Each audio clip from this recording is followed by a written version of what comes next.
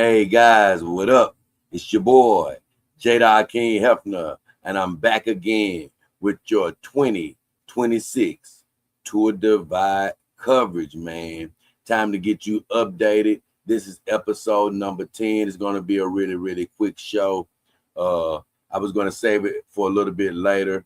Had a little something to do, but I said, let me squeeze this in only because we got a little friend, Lawrence Ten Dam, who's closing in on the finish. And I said, look, we better go ahead and capture that right before he crosses over to the finish line. So I'm gonna do a little update, refresh here.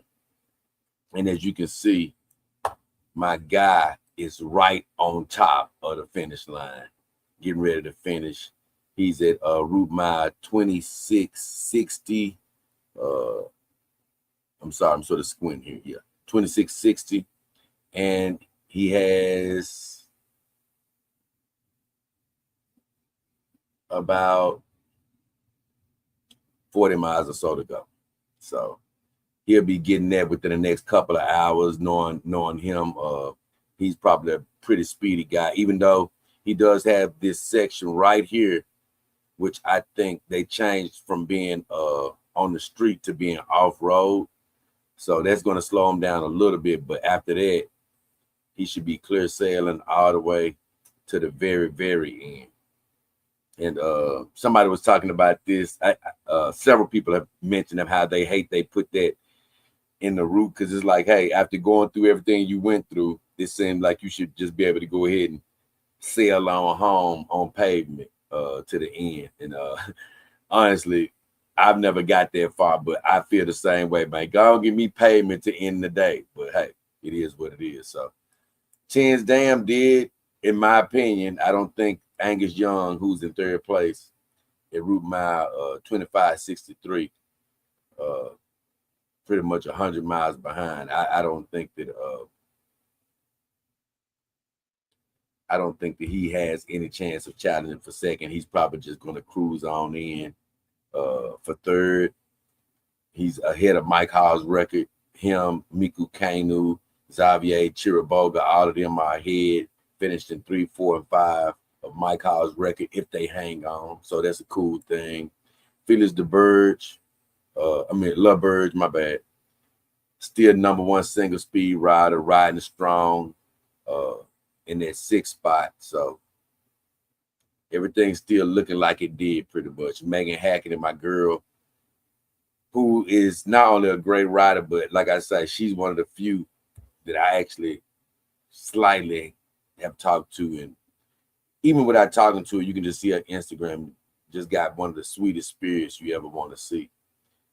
And she told me and told everybody else she wanted to break some records. And even though she's behind Mike Hall, which is going to always break my heart, because I ain't gonna lie, I was ready to report on that as damn near being one of the most amazing things in female sports history. Even though what she's doing is still the most impressive female run down the Twitter vibe. But I was really hoping she could catch Mike Hall. So I think he's just a little bit too far ahead now. I mean, he's really just maintained the same distance that he built up a little while ago. He's around 50 miles ahead. She could do something crazy to try to catch up, but I don't think it's in the cards this year. Other than that, you got a ton of people riding under 20 days. I'm going to make this a short stream. I'm not going to cover every single person, but everybody that's under 20 days, including Torrin Lackman, who's coming in second in that women's race, is commendable. My guy, Justin McKinley, who's third in the single speed race, is right after the 20-day mark. And he took him a nice long rest last night, I saw in Hartselle. There he is. Scott Petrie, I want to skip over him. He's the second place single speed rider. So, yeah, everything's adding up pretty good. Here's a trip, little run here. Alyssa Secreto took back over the third spot, but yesterday she took over the third spot. But this morning, Leah Goldstein had passed her, was ahead of her a few miles. But Alyssa Secreto is a strong rider, so I guess just over the long haul, she ended up passing her again. She's ahead of her by about 6-7 miles now. But the thing is, what I love about it is they ain't being buddy-buddy. They may be cool and cordial, but at this point in the race, the gap is so small and they have so far to go to where it's anybody's game. But they're not staying right next to each other saying, hey, let's be buddy-buddy and ride all the way to the end. No, that they seem to be racing. So I like that. I don't know what happened to Tiffany Hacker, though. She was the other woman that was sort of hanging on to their, oh, she's way back. They left her in the dust. I don't know. Hopefully she's all right health-wise. Maud Zondervan, who was fighting with everybody, I don't know if she ever moved from this point. It says that she's moving, but she's so far behind. I don't see her just getting that lost. But maybe she did just get smoked like that. I'm not sure. And other interesting thing in the women's race is Rachel Peugeot, the neighborhood dog packer. A guy named John, I think, was the first one. John and Mira was the first dog packing people to go down the Tour Divide. I think she's riding at a pace that should break his FKT, or not FKT, but his run down the divide. I think it was an FKT because he actually stopped the Grand Depart. He got hurt and he picked it up where he left off it and finished. But it still ended up being, FKT for dog packing. I think she's going to break the record definitely for a Grand Depart. So, because it's never been done before, other than him. So, yeah, that rounds it out. A guy that was sort of popular from years past, Chris Smith, he was way back here. He was way back here in Helena. He was racing for Blind Guy Cycling. I saw that he dropped the video on YouTube because he was sort of doing the play-by-play. And he announced that he was going to stop in Helena. God bless everybody in white. I'm not going to focus on anybody back there now. I'm going to end it there, other than sharing a couple of videos of people that are on the divide still racing right quick. And one of them I want to share is the dog packer, Rachel Peugeot. She was actually having a tough time of it, so to speak. So I want to see what she was saying.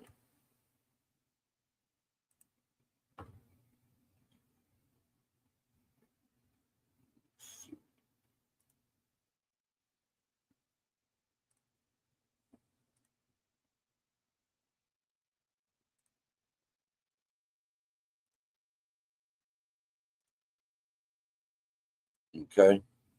So what she says here is, this is the other day. I think this is 2 days ago. But she said, man, I realized I forgot all my chargers at the motel. I had to go back to the last gas station, as there might not be another one for at least 130 to 250 kilometers. I don't know.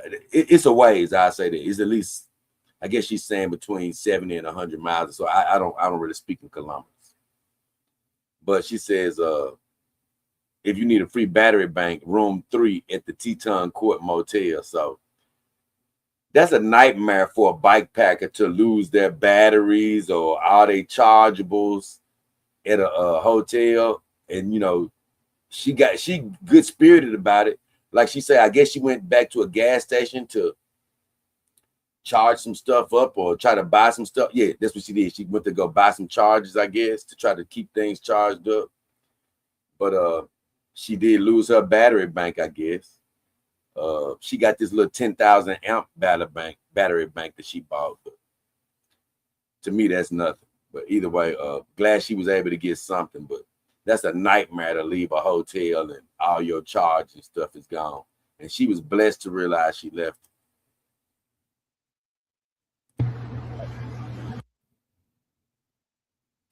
She says, today was in fact harder than I expected. It included desert heat, rainstorm, headwinds, steep last 20 kilometers. She said, I called my mom 5 times. She picked up 5 times. Thank you, Mom.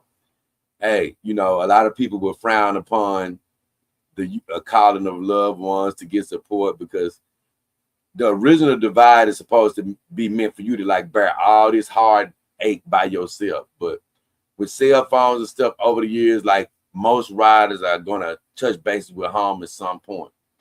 I was telling my mom and all them I was never gonna call home because of the rules, but I did call home a couple times only because I wanted to let them know I was okay.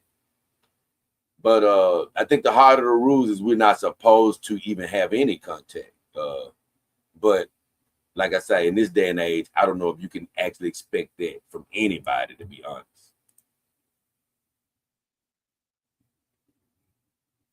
Let's see what she says.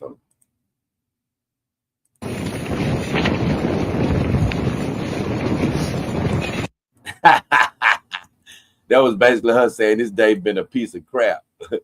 That's what I think. That was funny. She threw the little finger sign. So now let's check out my girl, Alyssa Secretary in third place in the women's race.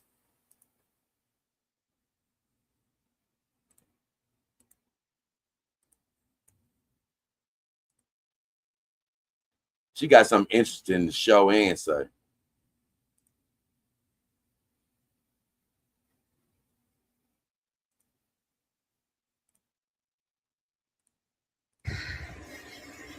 Looks like it gets better south, so we'll see. Oh, here you go. It's really smoky near Kremling today. Can't even see the sun.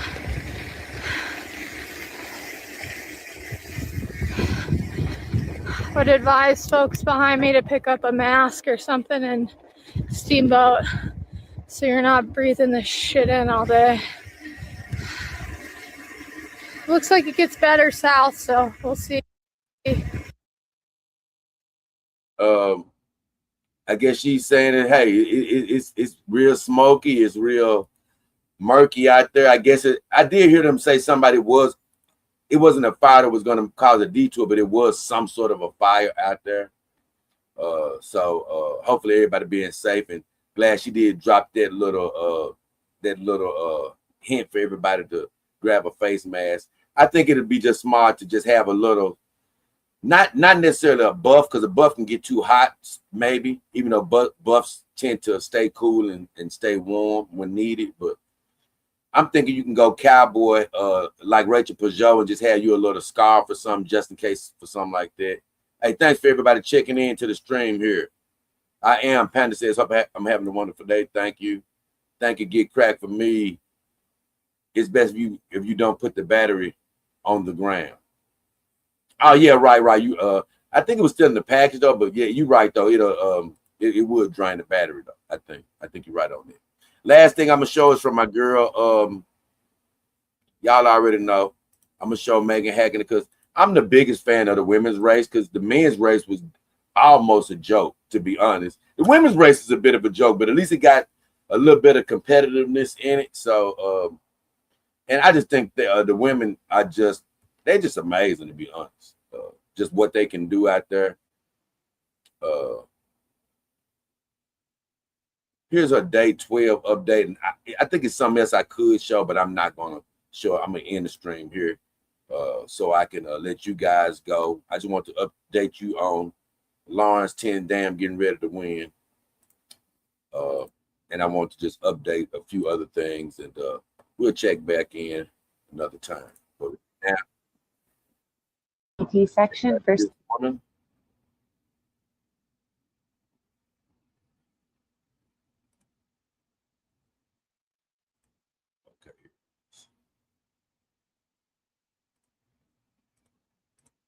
Tour Divide update, day 12.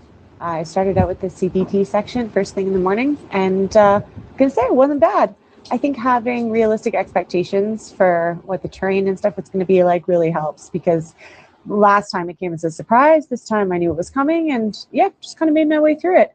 The big thing on the table today is that it's really hot.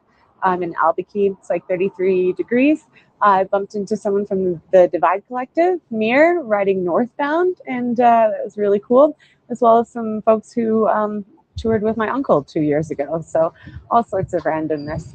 I'm about to head up into the Big Mesa area, and I was hoping to get down into Cuba to get a hotel, but I just don't know if that's going to happen based on how much elevation there is and the temperature and everything. So yeah, preparing for another night of babying with lots and lots of Gatorade. If you heard us say, it's obviously a damn scorcher out there, like she said, somewhere around Abiquiu. That was the same thing that Alyssa Secretary was alluded to. But if you look back at that video that I just showed you with Megan Hackett, and once again, I always marvel, and I've told Megan this, so this is no secret to her. Her legs, I mean, they are massive in a good way. And like I say, you know, it's just,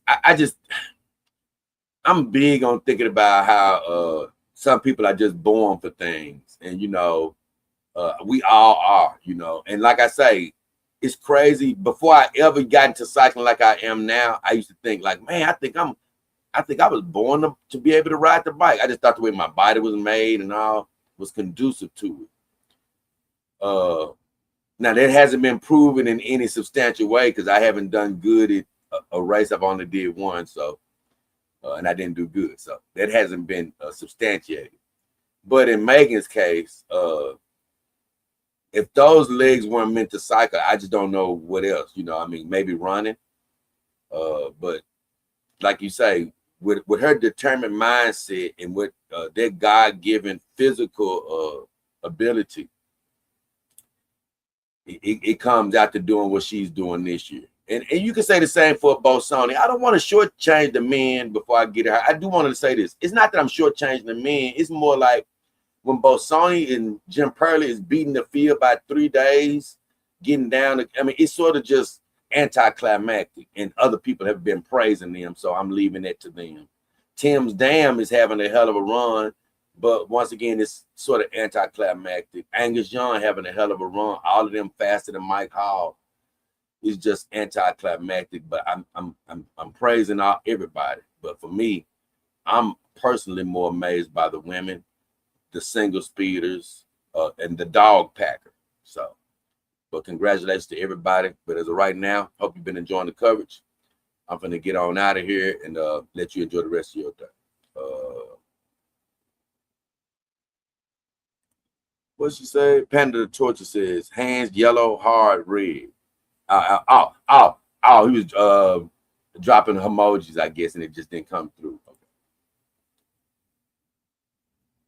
Yeah, man, that's the thing. It's something about, you know, I promise you, it's just some, aside from an attraction. I know some people like, yeah, Jay, they look good in the cycling uniforms. I agree to all that. They are attractive, but that ain't it. It's just, I think seeing them being able to sort of compete in something that's just wide open to anybody, and then just seeing them get through the tough stuff. I think as a man, I do appreciate it more from an attraction standpoint, from a, man, you know, you always talk to see a woman going soft, going hard, being nice. And I love to see a woman that's feminine, you know, reeling back, not getting dirty. You know, it is something nice to see in a woman being feminine. But, you know, it's something to seeing a woman get down, get dirty, not scared to sweat, you know, say, hey, I can get down here in this tough stuff with you. And then to see them start fighting through it and not need your help whatsoever, it is something intoxicating about seeing that. And it's some appreciative about seeing that as a man, like, damn. Especially when they're passing you and you struggling and you like, damn, they actually kicking my ass, you know. It is somebody could probably get jealous of it, but for me, it's like, damn, it's a appreciation. So either way, I've filibustered enough. Love you guys. Have a good one. Hope you enjoyed it. Till next time.